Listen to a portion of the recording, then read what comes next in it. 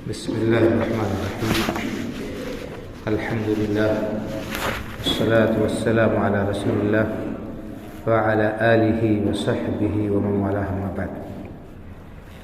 عن أبي هريرة رضي الله تعالى عنه أنه قال قال رسول الله صلى الله عليه وسلم يقول الله عز وجل أنا عند ظن عبدي بي وأنا معه حين يذكرني إذ ذكرني في نفسه ذكرته في نفسي وإن ذكرني في ملأ ذكرته في ملأ هم خير منه وإن تقرب مني شبرا تقربت إليه ذراعا وإن تقرب إلي ذراعا تقربت منه باعا وإن أتاني يمشي أتيته هرولة. رواه مسلم.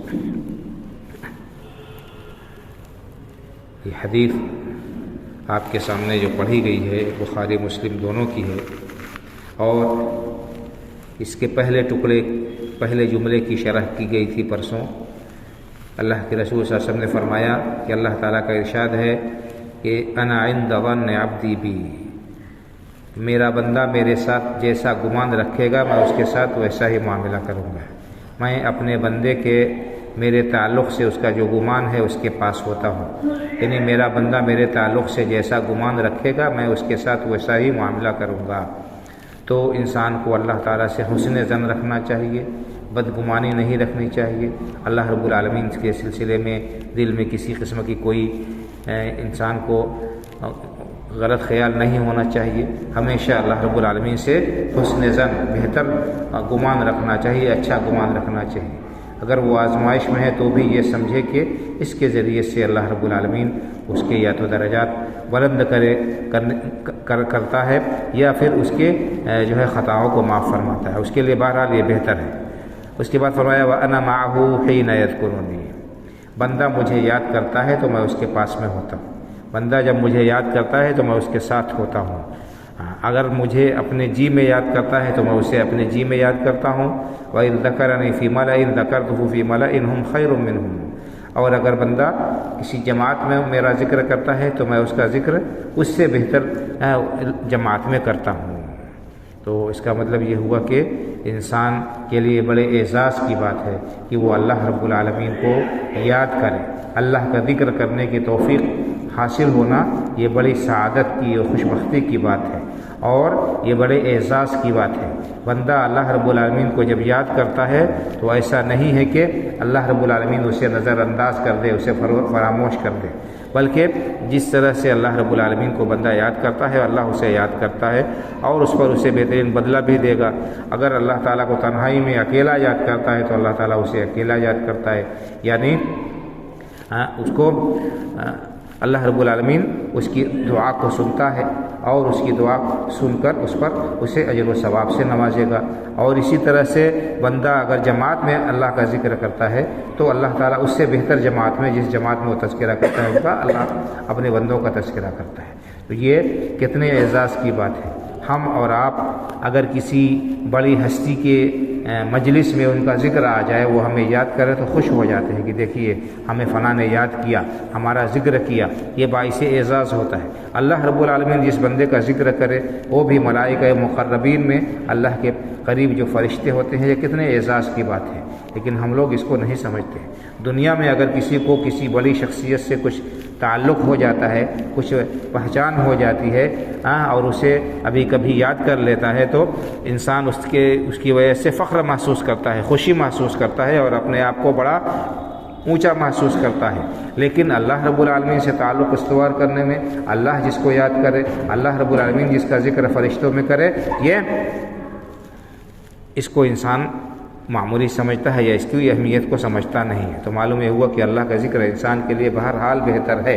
اللہ رب العالمین کا ذکر کرنے سے، اس کو یاد کرنے سے، اس کو دعا اس سے مانگنے سے انسان کو جو ہے اللہ رب العالمین کی بارگاہ میں عزت بھی ملتی ہے. اللہ رب العالمین اس کی تمام حاجتوں اور ضرورتوں کو پورا بھی کرتا ہے اور انسان کو اس پر آخرت میں بھی بہترین بدلہ دے گا. یہ اللہ کو یاد کرنا، اللہ کا ذکر کرنا یہ عبادت ہے، اور یہ عبادت اس کا انسان کو ثواب ملے گا. تو اس کو ہمیں معمولی نہیں سمجھنا چاہیے، اللہ کے ذکر کو معمولی نہیں سمجھنا چاہیے.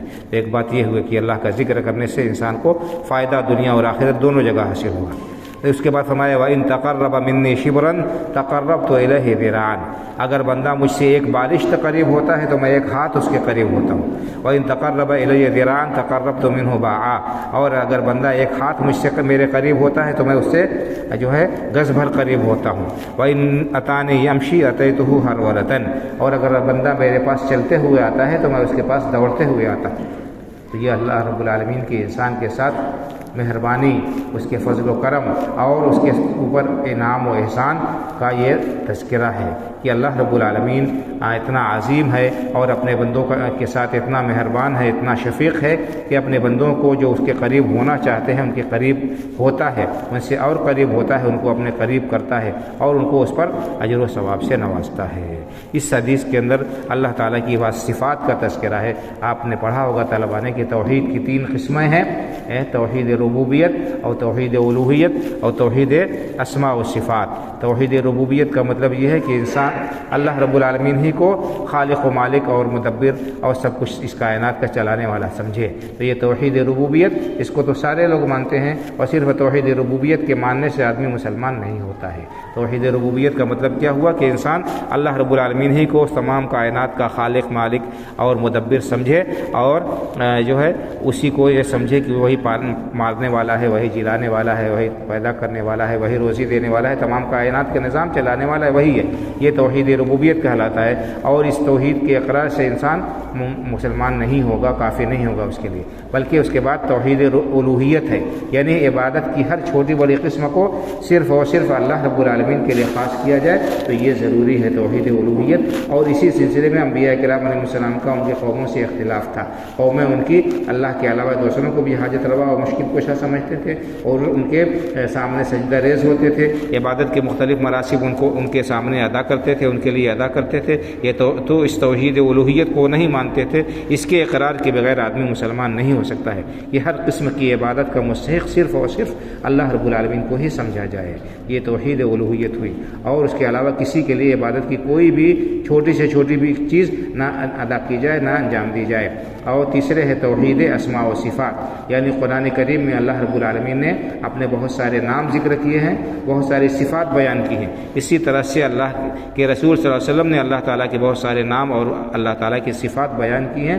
ان اللہ تعالیٰ کے ناموں کو ماننا اور اللہ تعالیٰ کی ان صفات کو ماننا، تسلیم کرنا، بغیر تعویل، بغیر تعطیل، بغیر تحریف، بغیر تشبیہ و تکییف کے، یہ ضروری ہے۔ یہ توحید اسماء و صفات کہلاتا ہے۔ یہاں پر اللہ تعالیٰ کی بعض صفات کا بیان ہے کہ اللہ بندوں کے قریب ہوتا ہے، اور اسی طرح سے اللہ تعالیٰ کے لیے صفت اتیان ثابت ہے، آتا ہے، اور صفت حرولہ ثابت ہے۔ تو یہ صفات اللہ تعالیٰ کے لیے مانیں گے، لیکن اللہ تعالیٰ کی یہ صفات اللہ تعالیٰ کے شایان شان ہے، مخلوق کی طرح سے نہیں ہے۔ اللہ تعالیٰ نے اپنا نام رکھا ہے سمیع، سمیع کے معنی سننے والا، تو ہم اللہ تعالیٰ کا نام سمیع مانیں گے، اور اس کے لیے مانیں گے کہ وہ سننے والا ہے، ہر چیز کو، ہر بندے کی ہر آواز کو سنتا ہے، ہر مخلوق کی آواز کو سنتا ہے، تمام جو مخفی سے مخفی آواز جو ہوتی ہے، سرگوشی، اس کو بھی اللہ تعالیٰ سنتا ہے۔ اللہ تعالیٰ بصیر ہے، دیکھنے والا ہے، ہر چھوٹی بڑی چیز اللہ رب العالمین کے لیے کھلی ہوئی ہے، کوئی بھی چیز اس کے لیے چھپی ہوئی نہیں ہے۔ اللہ تعالیٰ کو ہم جانتے ہیں خالق ہے،